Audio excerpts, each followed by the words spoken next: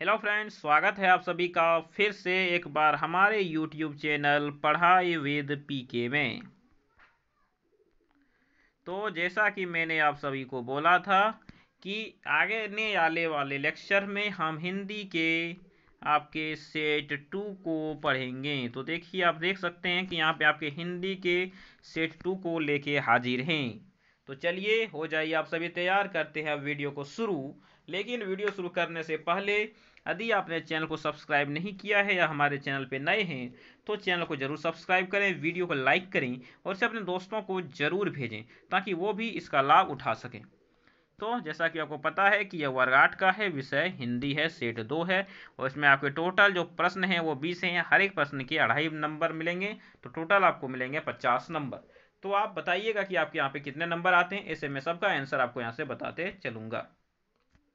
चलिए देखते हैं सवाल को। दिया है राजेंद्र सवाल यहाँ पे है, दिया है निम्नलिखित गद्यावतरण को ध्यानपूर्वक पढ़कर प्रश्न संख्या 1, 2 एवं 3 के सही उत्तर चुने। ठीक है, चलिए पढ़ते हैं। दिया है राजेंद्र प्रसाद का जन्म 3 दिसंबर 1884 को सारण जिले के जीरादेई नामक गांव में हुआ था। तो राजेंद्र प्रसाद जी, जो कि हमारे देश के प्रथम राष्ट्रपति रह चुके हैं, उनका जन्म 3 दिसंबर 1884 को सारण जिले के जीरादेई नामक गांव में हुआ था। वे देश रत्न एवं भारत के प्रथम राष्ट्रपति थे। वे अत्यंत मेधावी छात्र थे, उनकी सेवाएं अमूल्य हैं। वे भारतीय संस्कृति एवं सामान्य जनता के प्रतिनिधि थे। वे सरल जीवन और उच्च विचार के जीते जागते उदाहरण थे। उन्होंने जीवन भर भारतीय पोशाक पहनी, विदेशी वस्त्र कभी नहीं पहना। उनके अंदर और बाहर का जीवन एक समान था। वे गांधी जी के बड़े अनुयायी थे। तो ये अपने गद्यांश यहाँ पे पढ़ लिया। तो आपके जो इससे प्रश्न पूछे गए हैं वो यहाँ पे हैं। चलिए देते हैं एक एक प्रश्न के जवाब। दिया गया राजेंद्र प्रसाद जी का जन्म किस जिले में हुआ था। तो जैसे कि पहले लाइन में ही देखे, क्या वह जीरादेई जिला था, गोपालगंज जिला था, चंपारण जिला था? नहीं, ये तीनों जिले नहीं थे। कौन से जिले थे? तो वह आपके सारण जिले थे। तो राजेंद्र प्रसाद जी का जन्म सारण जिले के जीरादेई गांव में हुआ था। तो इसका आंसर क्या हो गया? Option number 2। ठीक है, तो चलिए अब सवाल नंबर 2 देखते हैं। दिया गया है राजेंद्र प्रसाद भारत के कितनवें राष्ट्रपति थे। तो राजेंद्र प्रसाद जी भारत के पहले राष्ट्रपति थे। राजेंद्र प्रसाद जी भारत के पहले राष्ट्रपति थे। तो इसका आंसर हो गया ऑप्शन नंबर 1। फिर चलिए तीसरा नंबर दिया गया है प्रसाद जी के चरित्र की मुख्य विशेषता क्या थी। कि वह भारतीय संस्कृति एवं सामान्य जनता के प्रतिनिधि थे। ये भी क्या है? बिल्कुल सही है। सरल जीवन और उच्च विचार के जीते जागते उदाहरण थे। ये भी सही है। गांधी जी के एक बहुत बड़े अनुयायी थे। ये भी सही है। मतलब इस तरह से इसका चारों आंसर क्या हो गया? सही। तो 3 नंबर का जो आपका आंसर होगा ऑप्शन नंबर 4। ठीक है, तो चलिए बढ़ते हैं अपने अगले सवाल पे। सवाल नंबर 2 है, टाइप 2 का सवाल है। दिया है प्रधानाध्यापक के पास बीमारी के कारण अवकाश हेतु लिखे गए इस प्रार्थना पत्र में छूटे गए अंश को भरिए, जो प्रश्न संख्या 4, 5 और 6 के रूप में बॉक्स में क्रमांकित हैं। ठीक है, तो देखिए हम प्रधानाचार्य के पास पत्र लिखें, सबसे पहले क्या लिखते हैं? लिखते हैं सेवा में। मतलब कि यहाँ क्या होता है? सेवा में प्रधानाचार्य राजकीय मध्य विद्यालय पंडरा रांची। फिर यहाँ पे लिखते हैं विषय, फिर यहाँ पे लिखते हैं महोदय, यही सब लिखते हैं। चलिए देखते हैं अब कहाँ पे क्या लिखाएंगे। तो सबसे पहला दिया है पहला पद, क्या लिखते हैं? सेवा में। तो 4 नंबर का आंसर हो गया आपका 2। फिर क्या लिखते हैं? विषय लिखते हैं। तो ये हो गया इसका 5 नंबर का आंसर 1। और फिर क्या लिखते हैं? महोदय। क्या लिखते हैं? महोदय। ये 6 का आंसर हो गया आपका 4। ठीक है, तो चलिए उसके आगे के सवाल को देखा जाए। अब हम टाइप 3 का सवाल है। सवाल में पूछा गया है अधोलिखित गद्यांश को पढ़कर प्रश्न संख्या 7 एवं 8 के उत्तर सही विकल्प चुनकर दीजिए। है अनुशासन हमारी सफलता की पहली सीढ़ी होती है, जिसके सहारे हम कोई भी मंजिल हासिल कर सकते हैं। जिस व्यक्ति के जीवन में अनुशासन नहीं होता उस व्यक्ति का जीवन कभी खुशहाल नहीं होता। प्रकृति भी सभी कार्य अनुशासन में ही करती है। अनुशासन का विद्यार्थी जीवन में अत्यंत महत्व होता है। जहाँ हम जो कुछ सीखते हैं वह हमारे साथ हमेशा रहता है। अनुशासन के अंदर बड़ों का सम्मान, छोटों से प्यार, स्त्रियों का आदर, समय की बर्बादी नियमों का पालन, शिक्षकों का वंदन आदि शामिल है। थोपे गए अनुशासन से आंतरिक अनुशासन कहीं ज़्यादा प्रभावकारी है। मतलब कि हम आपको कोई नियम बता दें तो उस नियम से आपको कोई लाभ नहीं होगा। अपने जीवन में आप जो नियम बनाएंगे, जिनका पालन करेंगे, वह आपके लिए उत्तम होगा, वह आपके लिए प्रभावकारी होगा और वह आपकी मदद करेगा आपकी सफलता में। तो चलिए देखते हैं। तो सबसे पहला दिया है अनुशासन का महत्व कब सबसे ज़्यादा होता है। तो आपने देखा कि अनुशासन का महत्व गृहस्थ में नहीं, संन्यास में नहीं, वन्य जीवन में नहीं, सबसे ज़्यादा इसका महत्व होता है आपके विद्यार्थी जीवन में। तो इस तरह से इसका आंसर हो जाएगा ऑप्शन नंबर 2। अनुशासन के अंतर्गत क्या क्या शामिल हैं। तो अनुशासन के अंतर्गत आपके क्या क्या शामिल हैं। तो उसमें आपका बड़ों का सम्मान शामिल है, शिक्षकों का आदर शामिल है, समय की पाबंदी शामिल है। मतलब इस तरह से आपके इसमें सभी शामिल हैं। तो इसका आंसर क्या हो जाएगा। तो इसका आंसर हो जाएगा आपका ऑप्शन नंबर 4। तो 8 का आंसर हो गया ऑप्शन नंबर 4। अगला दिया है हुंड्रू का जलप्रपात किस नदी पर है। तो आप सभी जानते होंगे क्योंकि झारखंड के निवासी हैं। तो हुंड्रू का जलप्रपात सभी को जानना चाहिए। तो यह हमारी स्वर्ण रेखा नदी पर है। तो हुंड्रू का जलप्रपात जो है हमारे स्वर्ण रेखा नदी पर है, हुंड्रू का आपका जलप्रपात। ठीक है। तो चलिए इसके आगे बढ़ते हैं। सवाल नंबर 10 दिया है कि अपराजिता की जो लेखिका है वह कौन है। तो अपराजिता की आपकी लेखिका कौन है, वह आपके सवाल में यहाँ पे पूछे गए हैं। तो देखिए अपराजिता की जो लेखिका है वह आपकी शिवानी है। अपराजिता की लेखिका शिवानी है। इसका पूरा नाम है गोरापंत शिवानी। तो अपराजिता जो इसकी लेखिका है गोरापंत शिवानी जी। अब है रामचरितमानस किस भाषा में लिखी गई है। तो रामचरितमानस आप सभी जानते हैं क्या है।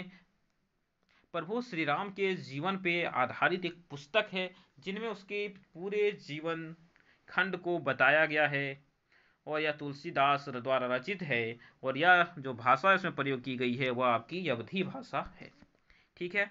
तो चलिए अब देखते हैं सवाल नंबर 12। गांव के लोग अकेली औरत को डायन कहकर उसके साथ कैसा व्यवहार करते थे।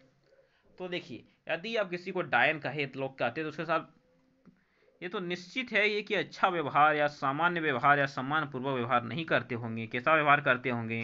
तो बहुत बुरा व्यवहार करते होंगे। तो इस तरह से आपका 12 का जो आंसर है वह है ऑप्शन नंबर 2 बहुत बुरा। फिर यह सम्राट अशोक कहाँ के राजा थे। तो देखिए यदि आपने मेरा सेट 1 का वीडियो देखा होगा, सेट 1 का यदि आपने वीडियो देखा है तो उसमें मैंने बताया है कि सम्राट अशोक कहाँ के राजा थे। ऐसे ही आपकी एक पुस्तक में भी दी गई है, यदि आप पढ़ होंगे तो आप जानते होंगे। तो सम्राट अशोक जो राजा थे वह आपके मगध के राजा थे सम्राट अशोक। फिर यह पथ पर कितने राही गए। देखिए पथ पर राही नामक जो की कविता है उसमें एक कविता है उसमें बताई गई है कि आप यदि कहीं चलते हैं तो आप जो है आप जिस पथ पे चलते हैं उस पथ पे बहुत पहले से बहुत व्यक्ति चले गए हैं, इसलिए आप उसकी बाट की पहचान करना सीखिए कि किस पथ से व्यक्ति गए हैं। आप उसे पथ चिन्हों से पहचान सकें तो उस पे कितने व्यक्ति गए होते हैं। तो अनगिनत राही गए होते हैं। तो 14 का जो आंसर आपका है वह आपका हो जाएगा ऑप्शन नंबर 3 अनगिनत राही। दिया है जब कोई युवा पुरुष घर से बाहर निकलकर बाहरी संसार में अपनी स्थिति जमाता है तब उसे क्या चुनने में कठिनाई होती है। तो देखिए जब भी कोई युवा पुरुष घर से बाहर निकलकर बाहरी संसार में अपनी स्थिति जमाता है तो उसे सबसे अधिक कठिनाई जो होती है वह फैशन को चुनने में नहीं, कपड़े को चुनने में नहीं, घोड़े को चुनने में नहीं, बल्कि एक अच्छे मित्र को चुनने में होती है। तो इसका जो 15 का आंसर होगा वो होगा ऑप्शन नंबर 2 मित्र। चलिए 16 नंबर सवाल को अब देखते हैं। दिया है लोहा लेना मुहावरे का अर्थ क्या है। तो जो लोहा लेना मुहावरा है तो आपके उस लोहे लेने मुहावरे का अर्थ क्या है। तो लोहा खरीदना नहीं, लोहे का कारोबार करना नहीं, लोहा बेचना नहीं, क्या करना मुकाबला करना। तो लोहा लेने का अर्थ है मुकाबला करना। इस तरह से इसका जो आंसर है वह 16 का आंसर हो जाएगा ऑप्शन नंबर 1। चलिए 17 और 18 19 सबको देखते हैं। तो दिया है देव का पर्यायवाची शब्द क्या है प्रश्न नंबर 17। तो देव मतलब क्या कनक होता है, गिरी होता है, मित्र होता है, ईश्वर होते हैं। तो देव का मतलब होता है ईश्वर। तो देव का मतलब क्या होते हैं ईश्वर। तो देव का जो आपका पर्यायवाची है वह हो जाएगा ईश्वर। तो 17 का जो आपका आंसर है वो हो जाएगा ऑप्शन नंबर 3। दिया है 18 नंबर महान शब्द का विशेष से क्या होगा। देखिए आप यदि हिंदी कहीं पे पढ़े होंगे तो आपके शिक्षक बताए होंगे आपको विशेष्य के बारे में। विशेष्य क्या होते हैं, विशेष्य क्या होते हैं? तो देखिए, आपके व्याकरण में दो शब्द आते हैं, एक विशेषण आते हैं और एक विशेष्य आते हैं। तो विशेषण आप लोग पढ़े होंगे जो किसी की विशेषता बताती है। जैसे कि मैंने यहाँ पे वाक्य लिख दिया, काला, क्या लिखें, घोड़ा। काला घोड़ा मान लीजिए मैंने यहाँ पे लिख दिया, काला घोड़ा। तो आप लोगों को सर पढ़ाए होंगे कि देखिए काला क्या है, घोड़े की विशेषता बता रहा है कि घोड़ा जो है वो काले रंग का है। तो इसीलिए यहाँ पे जो आपका काला है वो आपका हो जाएगा विशेषण, क्योंकि विशेषता बता रहा है। और देखिए विशेष इसके जस्ट विपरीत है। जिस शब्द की विशेषता बताई जाती है, जिस शब्द की विशेषता बताई जाती है वह शब्द विशेष्य होता है, और जो शब्द विशेषता बताता है वह शब्द विशेषण होता है। तो आज आप यह ध्यान कर रख लें, नोट कर लें और अपने माइंड में हमेशा के लिए याद कर लें कि जो विशेषता बताएगा वह विशेषण होगा और जिसकी विशेषता बताई जाएगी वह विशेष्य होगा। जैसे कि मैंने बोला अच्छा लड़का, तो अच्छा विशेषण है क्योंकि लड़के की विशेषता बता रहा है, और विशेषता किसकी बता रहा है, लड़के की, इसलिए लड़का हो जाएगा आपका विशेष्य। ठीक है, तो चलिए देखते हैं क्या होगा। महान शब्द का विशेष, तो क्या महान लड़की होती है, महान मिठाई, महान कलम नहीं, क्या होता है, महान देश होता है। तो इस तरह से आपका जो 18 का आंसर है वो क्या हो जाएगा, यह ऑप्शन नंबर 3 हो जाएगा। फिर यह कोमल शब्द का विलोम क्या हो। तो कोमल मतलब क्या, कोई भी चीज जो बहुत नाजुक होती है, बहुत मुलायम होती है, बहुत सॉफ्ट होती है, उसे हम लोग कोमल कहते हैं। तो उसका जो विपरीत होगा, क्या वो काला होगा, नहीं। क्या वो सरल होगा, नहीं। क्या वो यश होगा, नहीं। इसका क्या विपरीत होगा, उसका विलोम हो जाएगा कठोर। तो कोमल शब्द, कोमल जो शब्द है उस कोमल शब्द का विलोम जो आपका है वो आपका है कठोर। चलिए सवाल नंबर 20 जो कि आपका अंतिम सवाल है, दिया है जो सदा सत्य बोलता हो उसे क्या कहते हैं। क्या उसे वक्ता कहते हैं, नहीं। क्या उसे वाचाल कहते हैं, नहीं। क्या उसे सत्यार्थ कहते हैं, नहीं। उसे क्या कहते हैं, उसे सत्यवादी कहते हैं। जो हमेशा सत्य बोलता है उसे सत्यवादी कहते हैं। आप लोगों ने सुना होगा राजा हरिश्चंद्र के बारे में, और जानते होंगे कि राजा हरिश्चंद्र क्या थे, एक सत्यवादी थे। आप लोगों ने राजा युधिष्ठिर के बारे में सुना होगा, वो भी क्या थे, सत्यवादी थे, वो भी हमेशा सत्य बोलते थे। ठीक है, तो इस तरह से आप देख सकते हैं कि आपका जो सेट 2 था हिंदी का उस भी यहाँ पे समाप्त होता है। ठीक है, तो अगले वीडियो में मैं आपको आपके विज्ञान के दोनों सेट बताऊंगा। तो प्लीज़ हमारे चैनल पढ़ाई विद पीके को यदि अभी तक आप लोगों ने सब्सक्राइब नहीं किया है तो प्लीज़ सब्सक्राइब जरूर कर लें, क्योंकि यहाँ पे आपको आपकी कक्षा की सभी वीडियोज मिलेंगी।